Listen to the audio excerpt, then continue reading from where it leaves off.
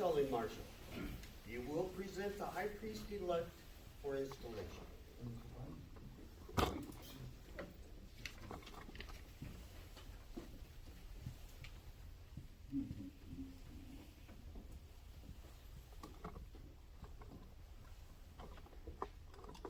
Excellent companion, sir, I present to you for installation Companion Sambolin, who has been duly elected by this chapter to serve as high priest for the ensuing capitular year, and now presents himself ready for installation. He has the necessary certificate. Thank you. Companion Irving, I feel much satisfaction in performing my duty on the present occasion by installing you into the office of High Priest for this chapter. It is an office highly honorable to all those who diligently perform the important duties which belong to it. Your reputed Masonic knowledge, however, precludes the necessity of a particular enumeration of those duties. I shall therefore only observe that by a frequent recurrence to the Constitution and general regulations and a constant study of our sublime science, you will be best able to fulfill them. And I am confident that the companions who are chosen to assist you will give you strength to your endeavors and support to your exertions. I shall now propose certain questions to you relative to the duties of your office, to which I must request your unequivocal answer.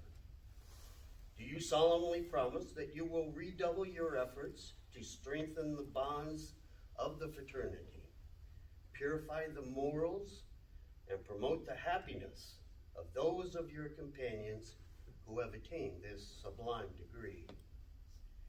That you will never suffer your chapter to be opened unless there be present at least 6 regular Royal Archmasons. That you will never suffer less than 3 brethren to be exalted in your chapter at one in the same time. That you will not exalt anyone to this degree who has not shown a charitable and humane disposition, or who has not made a considerable proficiency in the foregoing degrees.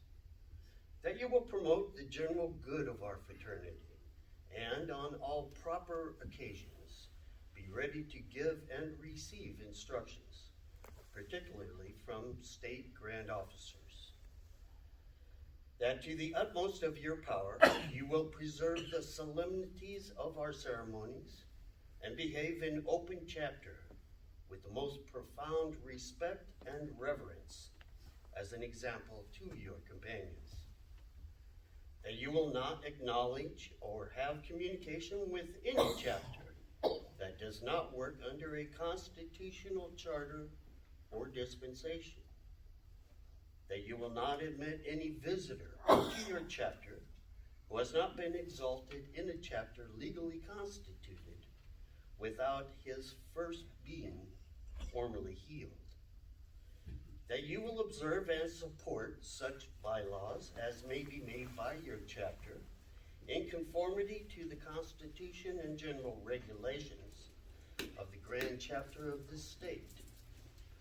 That you will pay due respect and obedience to the instructions of the state grand officers, particularly relating to the several lectures and charges, and will resign the chair to them severally when they may visit your chapter officially.